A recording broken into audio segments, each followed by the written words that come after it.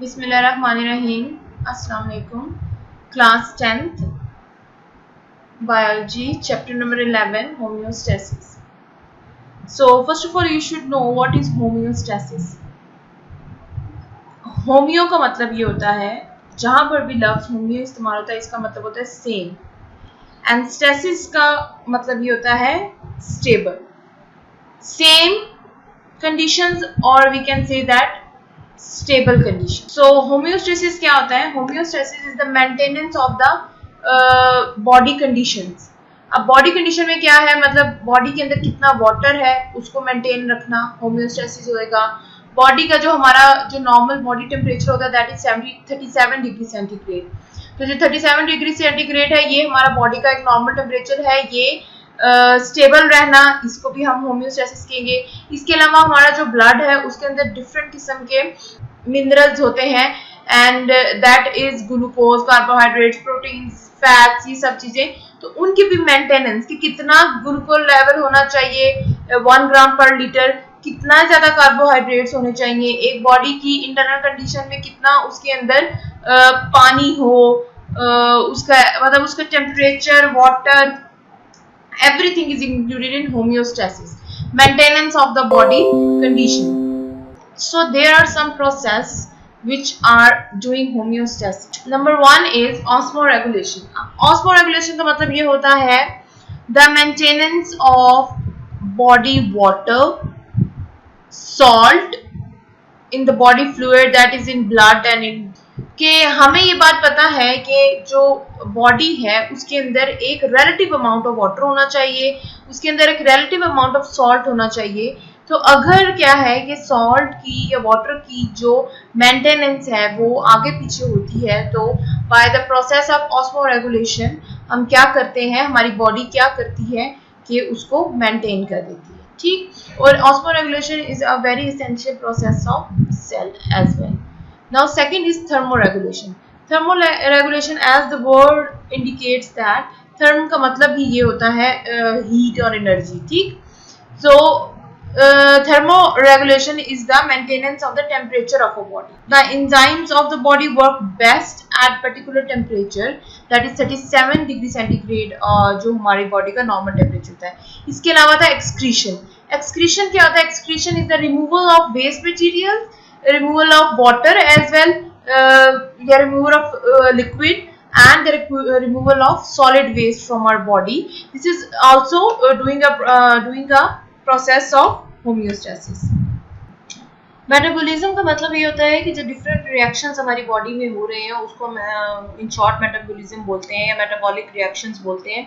सो metabolic waste वो वाले waste होते हैं जो ड्यूरिंग द रिएक्शन या during the useful production of elements जो वेस्ट प्रोडक्ट प्रोड्यूस होते हैं उसको मेटाबॉलिक वेस्ट बोलते हैं, और ये बॉडी के लिए हार्मफुल होते हैं, इसलिए ये बॉडी से एक्सक्रीट आउट हो जाते हैं, बॉडी से निकल जाते हैं। Next topic is homeostasis in plants. Like every living organism now do homeostasis। so plants is a living organism in biology, इसलिए plants में भी homeostasis होता है।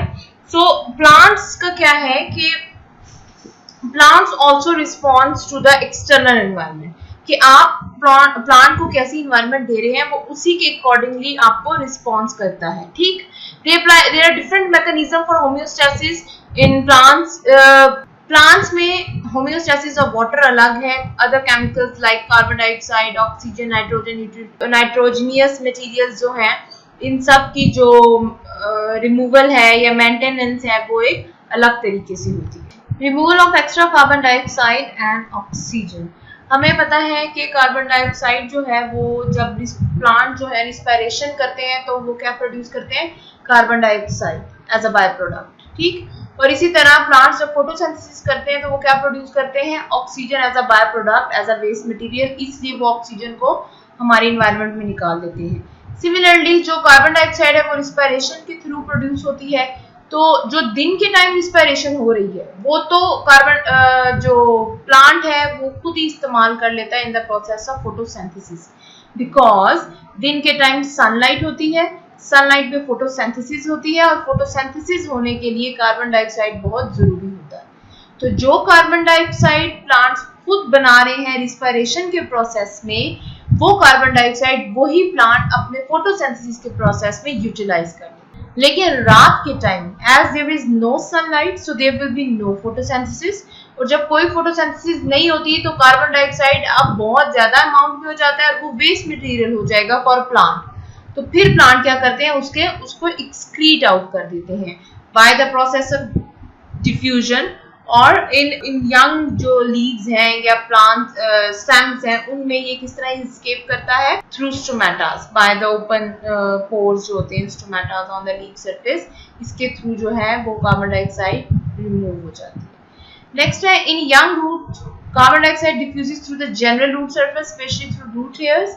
अब हम ये बात पहले भी पढ़ चुके हैं जब हमने गैसियस एक्सचेंज का पढ़ा था कि जो यंग रूट्स वगैरह होते हैं वो अपने सरफेस से भी गैसियस एक्सचेंज कर देते हैं, और ऑक्सीजन जो मेसोफिल सेल में ड्यूरिंग डे टाइम प्रोड्यूस होती है as a by product of photosynthesis, वो भी जो प्लांट्स हैं वो अपनी एनवायरनमेंट में एक्सक्रीट कर देते हैं और हम उसको यूज करते हैं। रिमूवल ऑफ एक्स्ट्रा वाटर, सो जो प्लांट अपना वाटर एब्जॉर्ब करता है फ्रॉम सॉइल थ्रू रूट, वो यूटिलाइज करता है इन देयर सेलुलर रेस्पिरेशन। लेकिन लार्ज अमाउंट ऑफ जो वाटर होता है जो प्लांट यूटिलाइज करते हैं उनका पर्पस होता है फॉर टर्जिडिटी। टर्जिडिटी का मतलब क्या होता है, इन्फ्लेमेट। इन्फ्लेमेट का मतलब होता है कि सूजना, किसी चीज का फूलना या सूजना। तो प्लांट्स का वाटर इसीलिए भी वो उस वाटर को रिटेन करते हैं to get turgidity. Now extra water जो होता है प्लांट्स का वो रिमूव होता है by the process of transpiration. हमने पढ़ा था ये फोटोसिंथेसिस में। So transpiration is the removal of water, ठीक, from the surface of plants.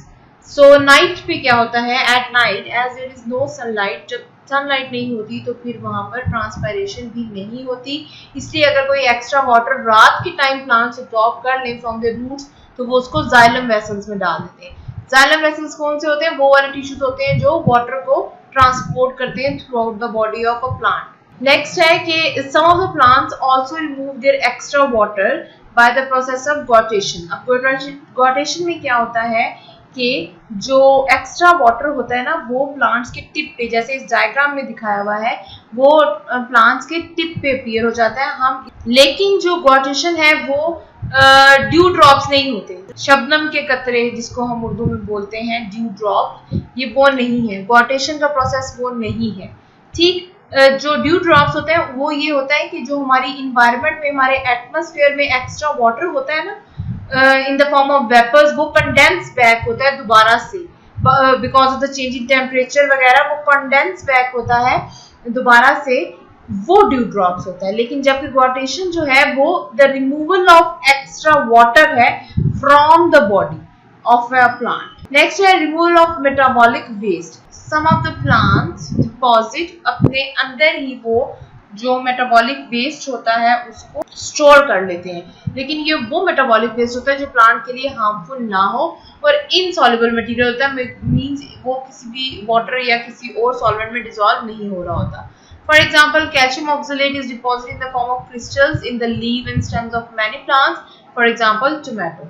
ये इन्होंने डायग्राम बताई है, ये वो वेस्ट प्रोडक्ट है जो हार्मफुल नहीं है, दैट्स व्हाई प्लांट उसको अपनी बॉडी के अंदर ही स्टोर कर लेता है। ठीक, और इसके अलावा कुछ ऐसे हार्मफुल मटेरियल होते हैं प्लांट्स के अंदर जिसको रिमूव करने के लिए वो क्या करता है, वो कुछ सिक्रीशंस करते हैं। आपने कुछ प्लांट्स देखे होंगे जिसके अंदर से कोई स्टिकी मटेरियल निकलते हैं, व्हाइट कलर के मटेरियल निकलते हैं, तो ये असल में उनके वेस्ट प्रोडक्ट्स होते हैं प्लांट की। और वैसे भी कुछ प्लांट्स ऐसे होते हैं या कुछ ट्रीज ऐसे होते हैं जो ईयरली अपने जो एक्स्ट्रा या अपने पुराने जो लीव्स होते हैं उनको गिराते हैं, शेड कर देते हैं। वो भी यही होता है कि उसके अंदर, उन लीव्स के अंदर उसने अपना जो एक्स्ट्रा मटेरियल होता है, एक्स्ट्रा प्रोडक्ट होते हैं, वो उसमें डाले होते हैं, वो उन प्लांट्स में उन लीव्स में स्टोर होते हैं, इसलिए वो उससे शेड डाउन हो जाते हैं। अब यहाँ पर इन्होंने कुछ प्लांट्स की एग्जांपल दी हुई है जो डिफरेंट काइंड ऑफ मटेरियल जो है वो रिलीज करते हैं, that is gums by kikar plant, latex by rubber plant and mucilage by carnivorous plant and lady finger। अब लेडी फिंगर वो भिंडी जो होती है, अब उसको देखो, अगर आप उसको काटते हैं तो उसमें से स्टिकी सा मटेरियल निकलता है, so that is kind of their extra जो एक्सक्रीटरी रिमूवल मटेरियल होता है प्लांट का, ये वो चीजें होती हैं जो by through different parts जो है प्लांट उसको रिमूव करता है. So the next topic is osmotic adjustment in plants. अब osmotic adjustment in plants का मतलब ये है कि the maintenance of water and salt in the plant body according to their availability. Now on the basis of availability there are three groups of plants कि वो किस तरह अपने वाटर और सॉल्ट को मेंटेन करते हैं. Number one is hydrophytes. अब हाइड्रोफाइट्स वो वाले प्लांट्स होते हैं जो पूरे के पूरे हाइड्रो मीन्स वाटर के अंदर रहते हैं, पूरे के पूरे सबमर्ज होते हैं, मतलब डूबे हुए होते हैं किसके अंदर, फ्रेश वाटर के अंदर. ठीक, ऐसे जो प्लांट्स होते हैं they do not face the problem of shortage of water. ऐसे प्लांट्स को किसी भी पानी की कमी का शिकार नहीं होते या उनको ये शिकायत नहीं होती. ठीक, अब बिकॉज वो पानी के अंदर रहते हैं इस वजह से उनके जो सेल्स हैं वो इस तरह डेवलप हुए हैं कि एक्स्ट्रा वाटर को वो रिमूव कर सके इजीली. अब हाइड्रोफाइट्स का क्या होता है, उनका स्ट्रक्चरली वो इस तरह डिफरेंट होते हैं कि जो उनका एक्स्ट्रा वाटर है उसको रिमूव कर सकते हैं. Means they have broad leaves. उनके जो लीव्स होते हैं, जो पत्ते होते हैं वो बहुत ज्यादा ब्रॉड होते हैं, चौड़े चौड़े होते हैं और उनके अंदर बहुत ज्यादा स्टोमेटास होते हैं specially on their upper surface. And इसके साथ साथ दे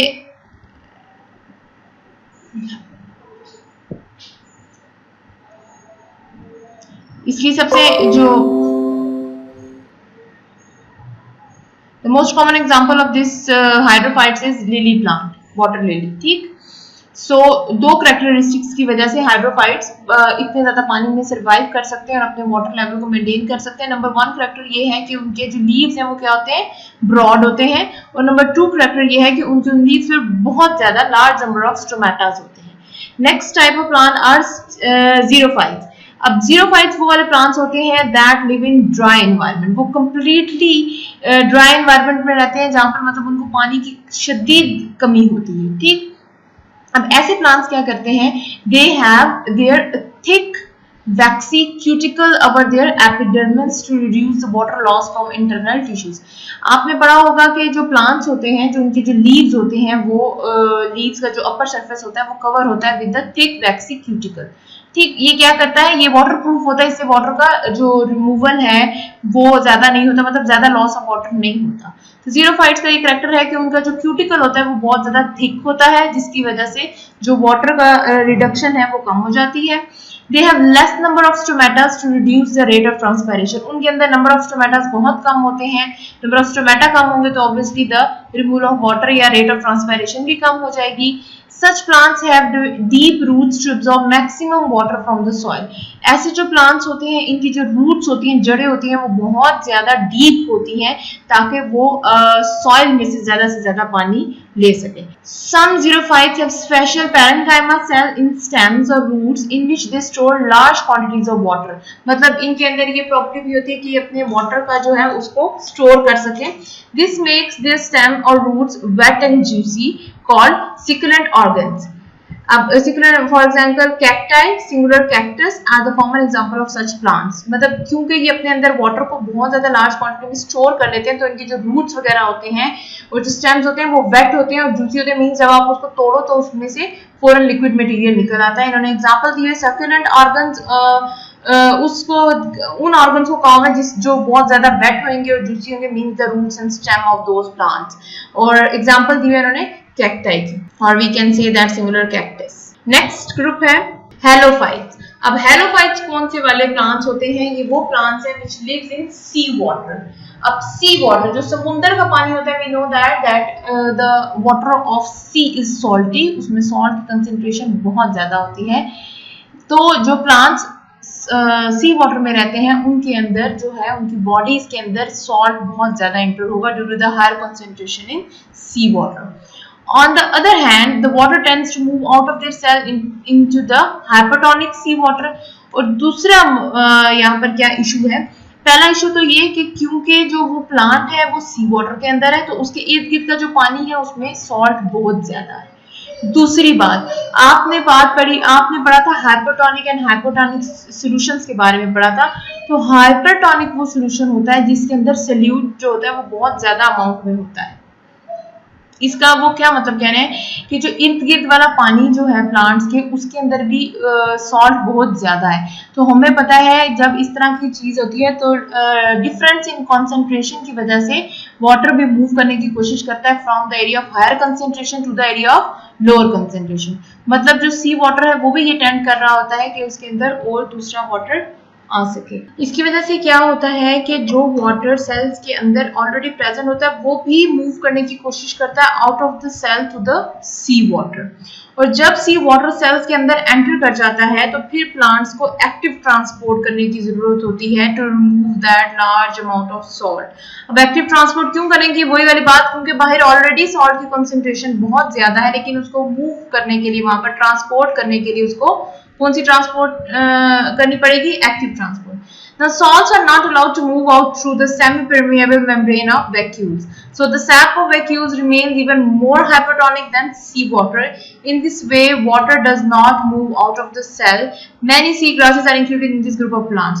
अब क्या कहते हैं, कह रहे इस कंडीशन को हैंडल करने के लिए क्या होता है, जो प्लांट्स के सेल के अंदर वैक्यूल होता है उसके अंदर क्या होता है कि सॉल्ट की कंसेंट्रेशन ज्यादा हो जाती है, उसके अंदर हम जो सी वाटर होता है उसमें रिस्टोर कर लेता है प्लांट, क्योंकि वो वैक्यूल के अंदर ही सॉल्ट की कंसेंट्रेशन ज्यादा रखता है, इसलिए प्लांट्स का अपना वाटर बाहर जाता ही नहीं है, क्योंकि ऑलरेडी अंदर वो कंडीशन फुलफिल हो रही है कि अंदर ही सॉल्ट बहुत ज्यादा वैक्यूल में।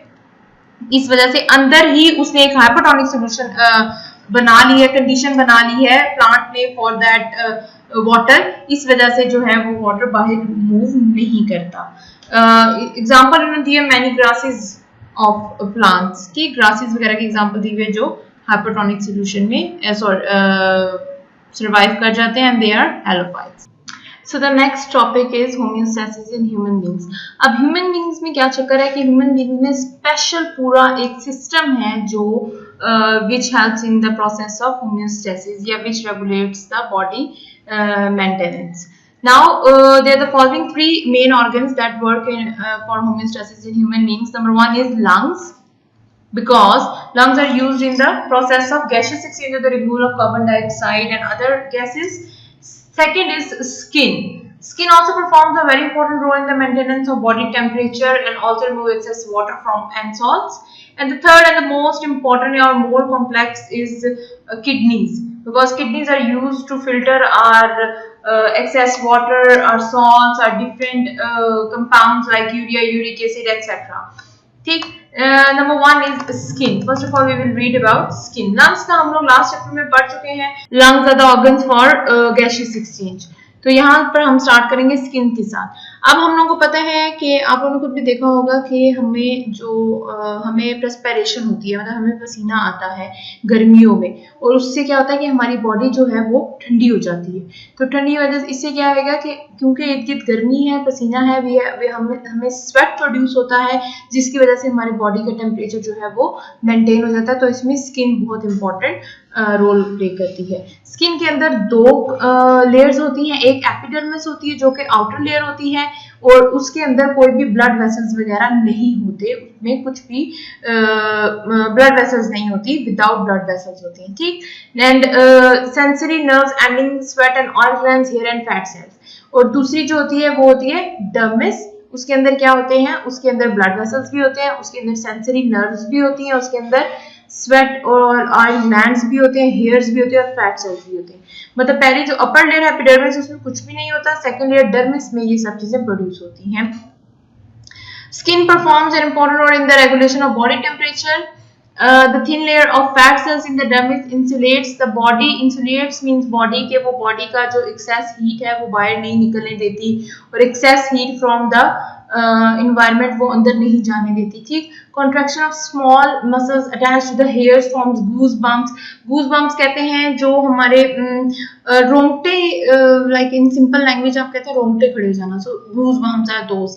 It creates an insulating blanket of warm air. Goosebumps जब होते हैं तो जब आप क्या होता है कि आपकी बॉडी के उस लेयर में एक ब्लैंकेट ऑफ एयर क्रिएट हो जाता है। फिगर 11.5 में इन्होंने यहाँ पर आपको हम सिखाए हैं।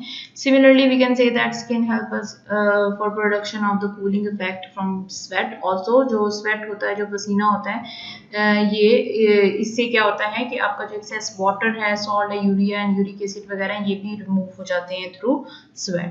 Next organ which is helping in homeostasis is lungs. हम ये लंग्स पढ़ चुके हैं in previous chapter. So lungs maintain the concentration of carbon dioxide, oxygen in our blood and other gases in our blood. Next है the urinary system of humans. The urinary system of humans mean the system of the excretory system of human beings.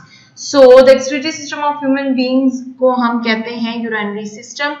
इसमें जो main organ है वो है kidneys, 2 pair of kidneys हैं। आप इस diagram को गौर से देखेंगे, ये 2 पेयर्स ऑफ किडनी है। उसके बाद क्या है, ये यूरिनरी ब्लैडर है। यूरिनरी ब्लैडर क्या करता है, जो भी आपका एक्सक्रीटरी मटेरियल वगैरह या लिक्विड होता है उसको स्टोर करता है फॉर सम टाइम। देन ये जो आप देख रहे हैं, ये जो किडनी से यूरिनरी ब्लैडर तक जा रही है, ट्यूब जा रही है, इसको हम यूरिटर बोलते हैं। And the opening through which the जो बॉडी से जो एक्सेस यूरिन है या एक्सेस जो लिक्विड है वो एक्सक्रीट आउट हो जाता है, उसको हम यूरिथ्रा बोलते हैं, उस ओपनिंग को। ठीक, so we will first study about the structure of kidney.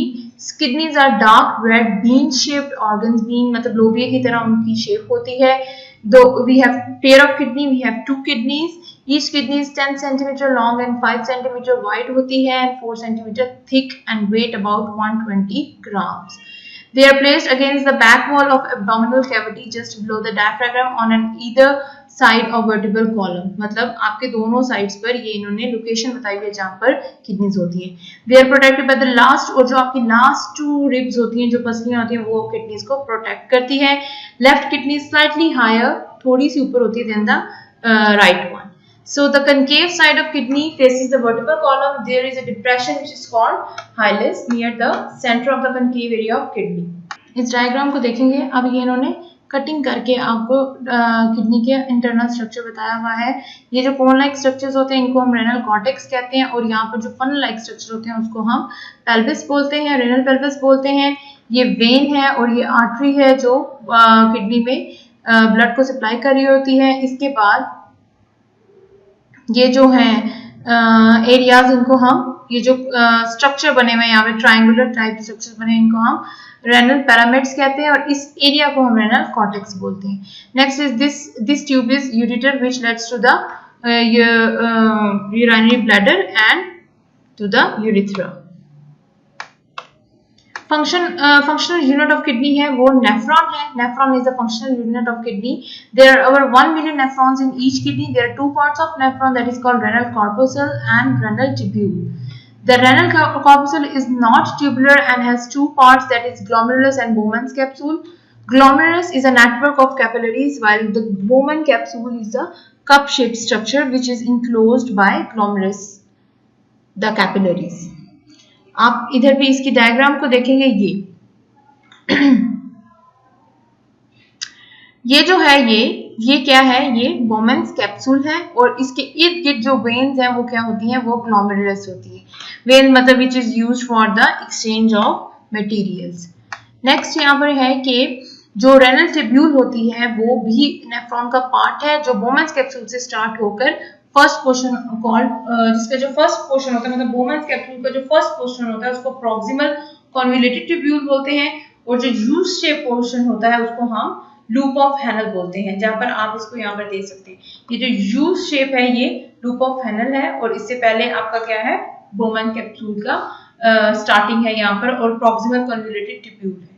ठीक, फंक्शन ऑफ किडनी क्या है?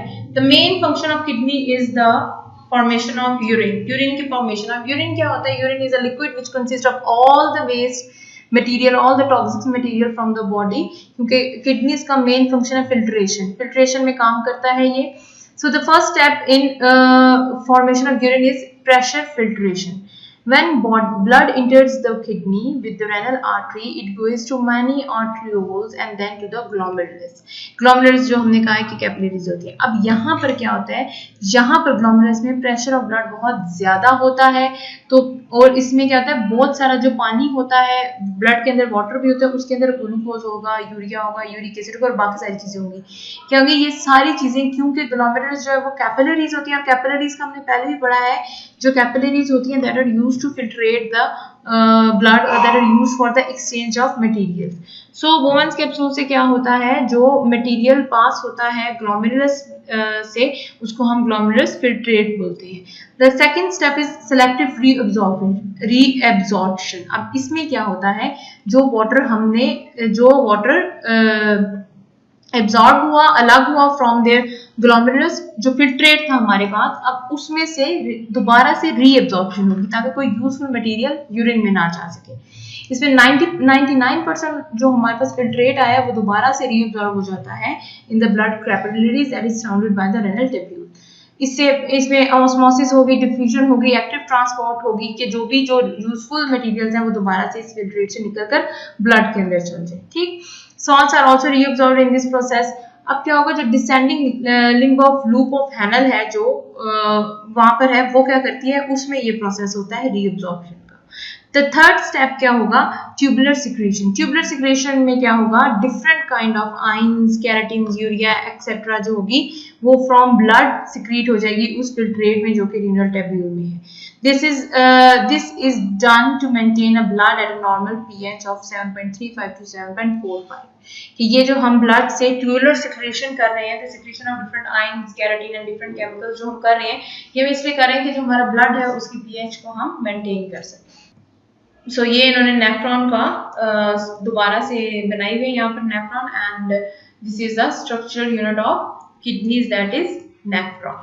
सो यहाँ पर ग्लोमेरुलस वाले में जगह में क्या हो रहा है, यहाँ पर हो रही है प्रेशर फिल्ट्रेशन, जहाँ से हमें ग्लोमेरुलस फिल्ट्रेट मिलेगा. जब ये आगे की तरफ जाएगा लूप ऑफ हैनल में, वहां पर क्या होता है, रीएब्जॉर्प्शन, और दोबारा से इस फिल्ट्रेट में से जो भी निकला होता है वहां पर होता है रीएब्जॉर्प्शन होती है water and glucose and other useful chemicals. Next आएगा, जो नेक्स्ट एरिया आता है उसमें क्या होगा, ट्यूबुलर सिक्रेशन होगी, जो कि यहाँ पर होता है, जिसमें डिफरेंट किस्म के आयंस वगैरह और बाकी जो वेस्ट मटेरियल्स हैं वो यहाँ पर आएंगे. और फिर इसके बाद ये यूरिथ्रा से urine moves to the ureter. This table is very important, table 11.1. This is very important because it is giving you about the composition of urine. मतलब यूरिन के अंदर क्या क्या चीज प्रेजेंट होती है. यूरिन में सबसे पहले तो वाटर होता है जो 95% होता है, यूरिया होता है 9.3, क्लोराइड आयंस होते हैं 1.87, सोडियम आयंस होते हैं 1.17, पोटेशियम आयन होते हैं 0.750 और अदर आयंस एंड कंपाउंड्स होते हैं that are in variable amount according to the medical condition of the person. ठीक, ये this is a very important table. After the above mentioned step, the filtrate present in the renal tubule that is known as urine that moves to the urinary bladder. So urinary bladder से by urethra वो remove हो जाता है. ऑस्मोरेगुलेटरी function of kidney. ऑस्मोरेगुलेटरी का जिक्र है तो mean water का बात हो रही है, तो osmoregulation is defined as the regulation of the concentration of water and salt in blood and other body fluid. इसमें kidney is very important in this process. इसमें इसका रोल क्या है, it regulates the water and other salt from the blood. It is important process and excessive loss of water concentrate the body fluids with excess intake of water dilutes them. आप कह रहे हैं कि अगर बहुत ज्यादा पानी लॉस हो जाता है तो आपकी जो बॉडी का जो फ्लूइड है वो कंसंट्रेटेड हो जाएगा क्योंकि उसमें सोल्यूट ज्यादा हो जाएंगे, और अगर हम ज्यादा पानी पिएंगे तो हमारी जो बॉडी के जो फ्लूइड्स हैं वो क्या हो जाएंगी, डाइल्यूट हो जाएंगे. मीन्स उसके अंदर सॉल्वेंट ज्यादा होगा और सोल्यूट कम अमाउंट में प्रेजेंट होगा. जब हमारी बॉडी के अंदर एक्सेस वाटर होगा, ज्यादा पानी होगा, तो किडनी जो है वो डाइल्यूट यूरिन प्रोड्यूस करेगी, हाइपोटोनिक प्रोड्यूस करेगी यूरिन. इसका मतलब ये है कि डाइल्यूट मींस वाटर उसमें ज्यादा होगा. For this process, kidney filtrate more water from the glomerulus capillaries into the Bowman capsule. Similarly, अगर less water is reabsorbed and abundant dilute urine is produced. अब इसके अलावा जब हम कह रहे हैं कि शॉर्टेज ऑफ वाटर है, we are not taking good amount of water, तो क्या होगा, तो फिर जो यूरिन प्रोड्यूस करता है वो हाइपरटोनिक यूरिन होता है, क्योंकि उसके अंदर लेस अमाउंट ऑफ वाटर होगा, लेस अमाउंट ऑफ वाटर होगा तो लेस रीअब्जॉर्प्शन होगी, लेस रीअब्जॉर्प्शन होगी और less little amount of filtration भी होगी in the kidneys.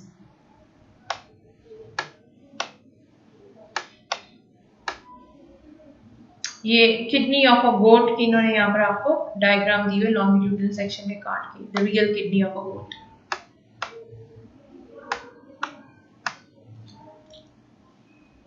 Disorders of kidney, now disorders means kidney की जो बीमारियां वगैरह हैं वो इसमें हम पढ़ेंगे।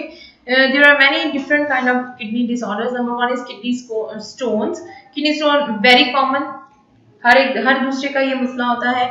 When urine become concentrated, अब इसमें मसला क्या है कि जब यूरिन कंसेंट्रेटेड हो जाता है, ठीक, उसमें पानी की जो कंसेंट्रेशन है वो कम हो जाती है, तो फिर क्या होगा, जो डिफरेंट काइंड ऑफ क्रिस्टल्स हैं, कैल्शियम ऑक्सलेट हो गए, कैल्शियम हो गए, अमोनियम फॉस्फेट, क्यूरिक एसिड, ये सब, ये सारे जो है क्रिस्टल्स बन जाएंगे। तो ये लार्ज क्रिस्टल ये यूरिन से पास नहीं कर सकेंगे, ये एक डिपॉजिट हो जाएंगे in the walls of the kidney और in the walls of the kidney tube जो है वहां पर, या कभी कभार यूरिनरी ब्लैडर में जाकर डिपॉजिट कर जाते हैं, बिकॉज ये यूरिन के साथ मूव नहीं कर सकते। Major cause of kidney stone क्या होता है, 1 इज एज, डाइट, कि अगर आप बहुत ज्यादा green vegetable, salts, vitamin C and D कर रहे हैं, रीअकरिंग यूरिन, अगर इन्फेक्शन किसी को बार बार हो रहा है यूरिन ट्रैक का, किडनीज का या यूरिथ्रा का या यूरिनरी ब्लैडर का, अगर इन्फेक्शन बार बार हो रहा है तब ये इशू हो जाता है। पानी बहुत कम पी रहे हैं तब ये इशू हो जाता है। अल्कोहलिक कंजम्पशन आप कर रहे हैं तब भी हो जाता है। सिम्टम्स क्या है, सिवियर पेन इन किडनी, या पेट में दर्द होगा या किडनी में दर्द होगा, वॉमिटिंग हो जाएगी, बार बार यूरिनेशन की तलब होगी, and foul smelling urine with blood and पस, और यूरिन से जो स्मेल है वो बहुत गंदी स्मेल आएगी और पस भी आता है, और ये सिवियर कंडीशन में होता है कि ब्लड एंड पस भी आने लग जाता है with urine. About 90% of all the kidney stones can pass through the urinary system by drinking plenty of water। मतलब ये इतना जो इशू हो जाता है किडनी स्टोन्स का, इसका बहुत एक इजी सा हल ये है कि ज़्यादा से ज़्यादा पानी पिए, तो पानी से ही वो स्टोन रिमूव हो जाता है। लेकिन इन केस अगर ऐसा ना हो तो सर्जरी होती है ऑफ द अफेक्टिव एरिया, जो जहाँ पर वो स्टोन डिटेक्ट किया जाता है उस एरिया की सर्जरी की जाती है और उसको रिमूव कर दिया जाता है। नाउअडेज लिथोट्रिप्सी भी हो रही है, इसमें क्या है, by the process of laser और इलेक्ट्रिकल शॉक वेव्स के साथ हम उसको, जो स्टोन्स को छोटे छोटे हिस्सों में तोड़ देते हैं और जिसकी वजह से वो यूरिनरी सिस्टम में से पास कर जाता है। मतलब इसमें ये सिस्टम होता है, जो स्टोन है वो सैंड लाइक बन जाता है और pass through the urine. Next है किडनी या रेनल फेलियर। अब इसमें क्या है, किडनी फेलियर में किडनी कंप्लीटली डिस्ट्रॉय हो जाएगी, कंप्लीटली या पार्शली, या तो पूरी तरीके से तबाह हो जाती है या थोड़ी सी तबाह होती है, ठीक। इसमें ज्यादा डायबिटीज जो पेशेंट होते हैं, जो हाई ब्लड प्रेशर वाले पेशेंट्स होते हैं, इनको ये इशू होता है। सर्टन कंडीशन में क्या होता है कि अगर आपका जो ब्लड सप्लाई किडनी तक ना पहुंचे तब हो जाता है, ड्रग्स की ओवरडोज हो तब हो जाता है, और in case of any injury वगैरह कोई हो एकदम से आपको, उसकी वजह से भी ये इशू हो जाता है। अब इसके सिम्टम्स क्या है, इसके सिम्टम्स ये हैं कि जब आप अपना ब्लड टेस्ट वगैरह कराओ तो उसके अंदर लेवल ऑफ यूरिया और यूरिक एसिड बहुत ज्यादा हो जाता है और वो ब्लड के अंदर ही आ जाती है सब चीजें, मतलब आपको ब्लड जो है वो साफ नहीं होता फिर, और वॉमिटिंग होती है, नोजिया होता है, वेट लॉस, फ्रीक्वेंट यूरिनेशन और ब्लड इन यूरिन भी होता है। एक्सेस फ्लूइड इन बॉडी में also cause swelling of legs, feet, face and shortness of breath. मतलब सूजन हो जाती है आपको टांगों में, पाँव में और चेहरे पे स्वेलिंग हो जाती है और आपको सांस में भी इशू आता है। The kidney failure is treated with dialysis and kidney transplant. अब इन्होंने यहाँ पर नेक्स्ट जो आपके टॉपिक्स हैं, इन्होंने यहाँ पर आपको इसका ट्रीटमेंट दिया हुआ है किडनी फेलियर का। तो किडनी फेलियर के दो ट्रीटमेंट होते हैं, एक तो डायलिसिस जो हम अभी पढ़ेंगे, और एक किडनी ट्रांसप्लांट। उसका भी मतलब ये होता है कि कम्प्लीटली आप वो जो किडनी खराब है उसको रिमूव करके एक नई किडनी उसमें डाल देते हैं, वो भी एक प्रोसेस है पूरा, वो हम आगे पढ़ेंगे। So first we will read about dialysis. अब डायलिसिस का क्या मतलब होता है, dialysis mean the cleaning of blood artificial, क्योंकि हमारी जो किडनीज हैं वो हमारे ब्लड को क्लीन करती हैं, लेकिन अगर हम आर्टिफिशियली उसको क्लीन करेंगे तो क्या हो जाएगा, वो डायलिसिस कहलाएगा। There are two main ways of dialysis, two main methods of dialysis. Number one is peritoneal dialysis. अब पेरिटोनियल डायलिसिस में क्या होता है कि जो डायलिसिस फ्लूइड होता है उसको हम लोग पंप कर देते हैं पेरिटोनियल कैविटी में, which is a space around the gut. अब इस कैविटी में क्या होता है, पेरिटोनियम मेम्ब्रेन होती है। अब पेरिटोनियम मेम्ब्रेन के इर्द गिर्द ब्लड वेसल्स होती है which is used for the exchange of material. तो सारा जो वेस्ट मटेरियल होता है फ्रॉम द ब्लड वो उस फ्लूइड के अंदर आ जाता है और उस फ्लूइड से जो यूजफुल चीजें होती हैं वो उस ब्लड के अंदर चली जाती हैं। और फिर बाद में क्या होता है कि उस जो डायलिसिस फ्लूइड होता है उसको हम ड्रेन आउट कर देते हैं। This type of dialysis can be performed at home as well and it must be done every day, और ये रोज करना पड़ता है इस टाइप ऑफ, ये जो है पेरिटोनियल डायलिसिस है। So this is a diagram of peritoneal dialysis. So next है हेमोडायलिसिस। सो हेमोडायलिसिस में क्या होता है कि पूरा एक डायलिसिस एपरेटस होता है जो कि इस डायग्राम में बताया गया है, वहाँ वो यूज होता है। क्या करते हैं कि आपके बॉडी पे ये दो मेम्ब्रेन्स लगाए जाते हैं।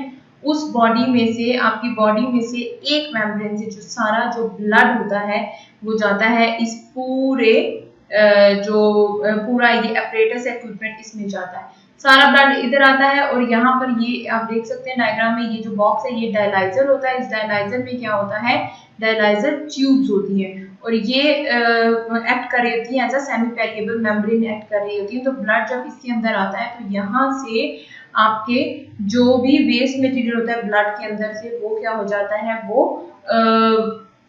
ड्रेन आउट हो जाता है, वो मेम्ब्रेन में एक्सचेंज हो जाता है इस ट्यूब्स के थ्रू।